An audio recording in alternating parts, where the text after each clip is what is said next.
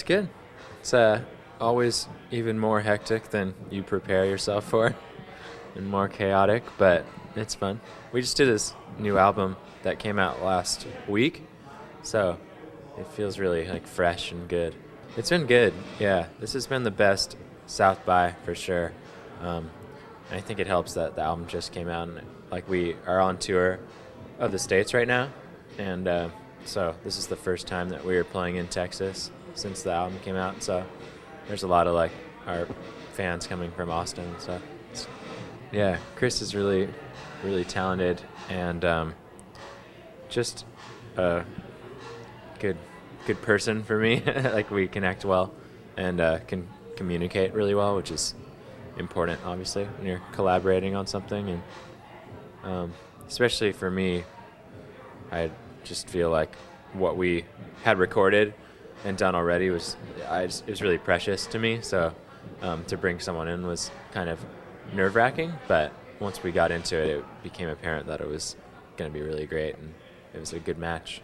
Yeah, I mean, I love the idea of collaborating with other artists. I mean, there's a ton. I really love Kevin Shields, who does some scattered production and remix stuff, but he's pretty elusive, so I don't know if that would happen. Yeah, I actually haven't even like had a chance to look at everything. We've just been so busy. I wanted to see the XX, hopefully, and I got to say hi to Surfer Blood, who I like. They're friends of ours, so that was fun. And I kind of want to see Washed Out, who I am into, but I haven't seen live, or I don't really know anything about him. I've been listening to the new Joanna Newsom a lot, and the new Gorillaz. Got really into the Bill Callahan record from last year. That's really good. I was actually listening to Big Star a lot, which is sad because Alex Chilton just passed away. But the third Big Star record I really love. That's not new at all, but I've been listening to it a lot lately. Yeah, that was one for sure, making big echo.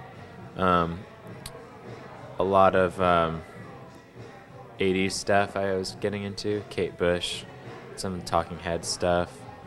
What else? Beach Boys, always. Smile stuff. The old Smile stuff is really good. Really into Neil Young. Some of the later are the 70s stuff. On the Beach and Time Fades Away, I really like. Oh, it's been strange to me what indie music was supposed to be, because it obviously like came out of the idea of bands that weren't on a major label or that were like independent. But at this point, it's come to like have a sound or something, which it doesn't really make sense. I don't necessarily associate ourselves with that. I know we get lumped into it because people need to, categorize somehow. But I don't know. I guess a lot of my favorite bands are called indie, so that's good. I take it as a compliment. Yeah, I guess it changed from like a kind of mindset and like an ethos almost to like a sound. And I guess it sort of has intersected most recently with kind of more lo-fi sounding recordings, which are kind of hip these days.